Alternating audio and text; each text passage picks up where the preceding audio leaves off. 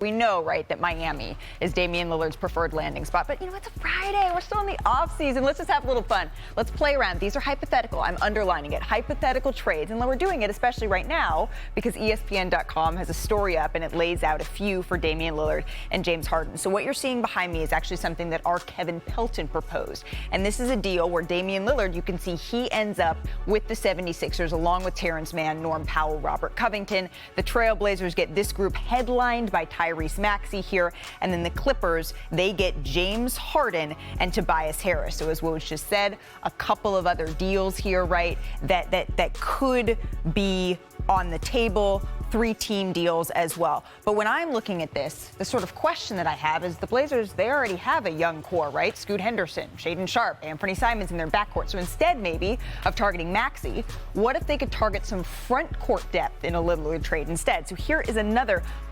hypothetical underscoring a trade that is up on ESPN.com. And this one, I think it would get social media buzzing a little bit, particularly because of this guy, Zion Williamson, one of the most dominant bigs in the NBA when he's actually healthy and when he's available. And then you could see the Pelicans, they would get Jusuf Nurkic, Damian Lillard. So it's an interesting thing to think about. But let's bring in our ESPN senior writer, Zach Lowe, because as I said, I feel like this would light social media up, but does it actually make sense for both teams here?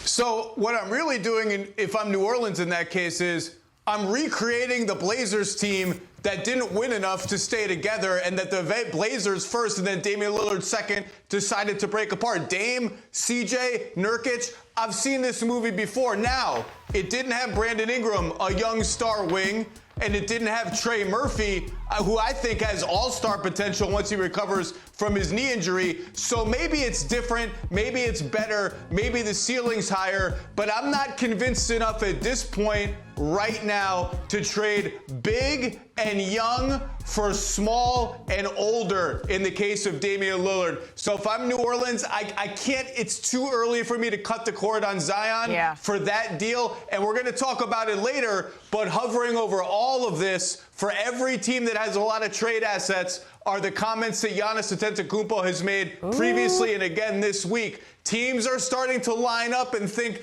do we need to keep our powder dry for another guy that might be coming down the line? Absolutely, Zach. I don't know if it's cold in the studio or if I'm just excited that this is a conversation that we absolutely need to have, but I am getting goosebumps in here. We're going to wait to talk about Giannis for just a little bit. I do want to bring in our front office guru, Bobby Marks, into the conversation because whenever, Bobby, we're talking about hypothetical trades, I do want to back it up with a little bit of fact. You have been in these conversations. Can you put back on your GM cap, please? As you're looking around at the proposed trades that are floating around the league here for Lillard, is there one that you like the most?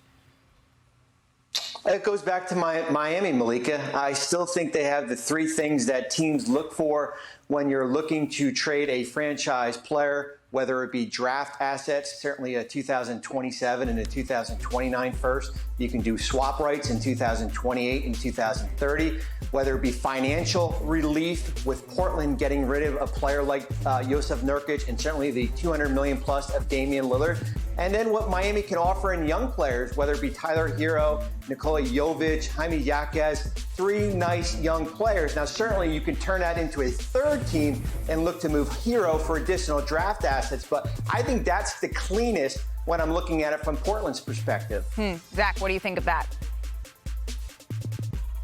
I think it's an interesting deal, and I think it looks on the surface like Portland is not quite getting enough in terms of Tyrese Maxey, some interesting but kind of fungible young guys, and 2 Clippers picks. But those Clippers picks around the league, if they're unprotected, are looked at as very, very valuable picks because the future of that franchise is very uncertain the longer you go. We don't even know whether Kawhi and PG will extend. They're getting older in any case. So don't sleep on those trade chips. Even though it's a Los Angeles team, people assume players will go to Los Angeles. Those picks, teams are looking around at what unprotected picks could be available that are super valuable. Those Clippers picks fit the bill.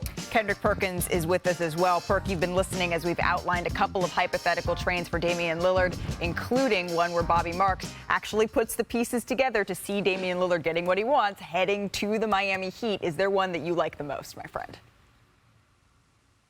I actually like the 3-team trade. I think everybody wins in that deal. Everybody wins in that deal. I mean, think about it. Portland get Tyrese Maxey, And the unsung, the guy that's flying under the radar is Norman Powell, right? Norman Powell to Philly, yes, you get Damian Lillard to pair alongside Joel Embiid, but Norman Powell, right, he's a guy that could come in and be a six-man of the year candidate every single season. Tyrese Maxey, we already know he's a bright young star, but at the end of the day, I feel like, James going to the Clippers with Tobias Harris, I think that's a win for them. So everybody wins across the board. This is my thing. Besides my suit coat and my clothes being off right now a little bit, can we just make the trade happen? Like, can Dame just go somewhere to give us something to talk about? Because I don't like guessing. I want to see the action. The hardest working woman on the network right now, Chiney Ogwumike, Zach Lowe, Kendrick Perkins, and the message Giannis is sending to the Bucks, it appears to be clear. Surround me right now with a true championship contending roster, or else I might have to look for that elsewhere because I am a winner. He said he doesn't want to keep saying the same story. Look, we won Game 6. Look how we did it. This is how it was. We came back from down 0-2. But Chiney, how do you feel about Giannis's approach here? I also dropped 50 in that amazing, win and made all my free throws. I loved how you changed your voice there. I believe that there are two things that can equally be true. Giannis has put himself individually in position to be the best player in the NBA. What did he do last year? Average 31, 12, and 6. He's won every award under the sun. Two-time MVP, Defensive Player of the Year, Most Improved, Finals MVP, All-Star MVP. The list goes on. And also it's true that the Milwaukee Bucks have done him right for the most part. They've had the best record in the NBA 3 out of the last 5 seasons. They've changed coaches. They've extended players. So both of those aspects are important to acknowledge that the front office and the team and the players have done well, and so have Giannis. But sometimes being good in both regards is just not good enough. Because if you look at the field, teams are getting better. Yep. Super teams are still being built.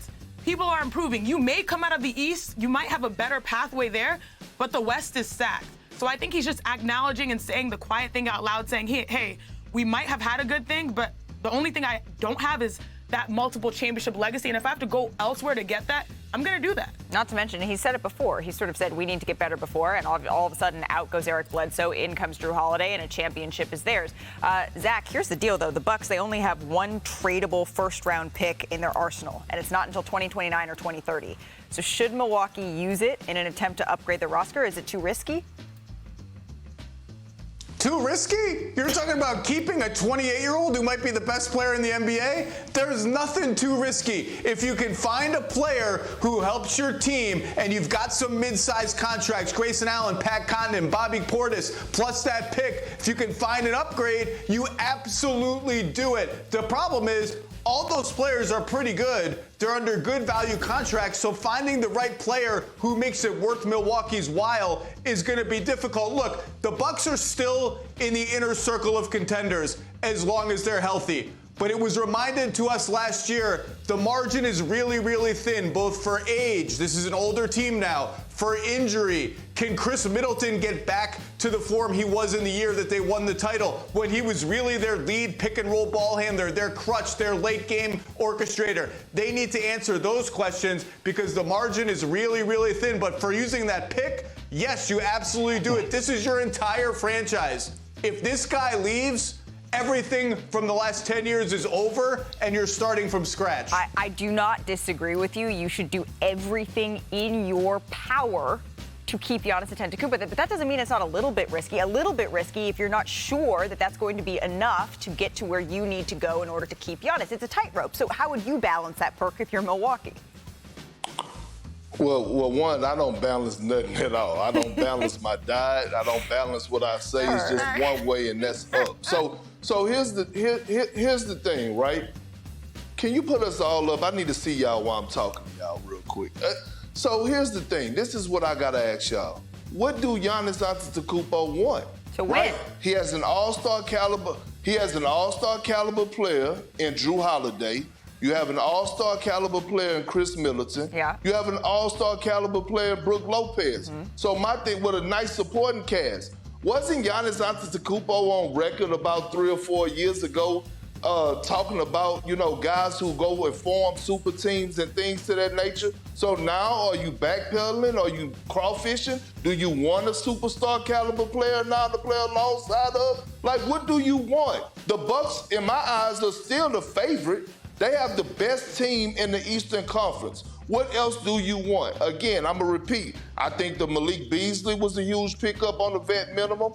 Bringing back Jay Crowder with what they already have. You have the best front court in basketball. Bobby Portis, Giannis Antetokounmpo, Robin Lopez, Brooke Lopez. I mean, well, damn, what else do you want? Do you want a superstar caliber player? That's my question to Giannis. I'd be very, very curious to hear the answer, and I'm also curious to hear the answer to this, Zach. And I can't, I'm having a hard time. I'm having a hard time even asking the question. Just hypothetically speaking, since we did this hypothetically earlier in the show, is there a point, if you're the Milwaukee Bucks, it feels inconceivable, but do you have to talk about whether or not you need to mutually move on if Giannis isn't going to sign this extension next summer? Yes. I'm going to answer Perk's question first. Okay.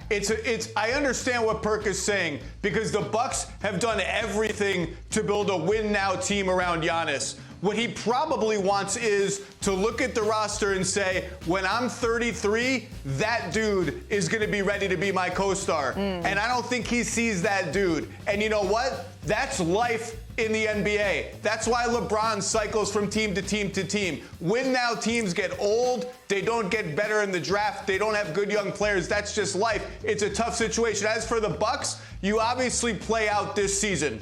If this season ends in disappointing fashion, which to me for the Bucks is anything short of the NBA Finals, particularly if it's like a dispiriting 4-1 loss in the conference finals or earlier, if that happens, then I think Giannis is sending you a signal today that you don't play this out the way the Thunder did way back in the day with Kevin Durant and just say, he's too good for us to ever trade. We're taking it to the wire. I think you have an honest conversation and you get everything you can to jumpstart the next year of your franchise.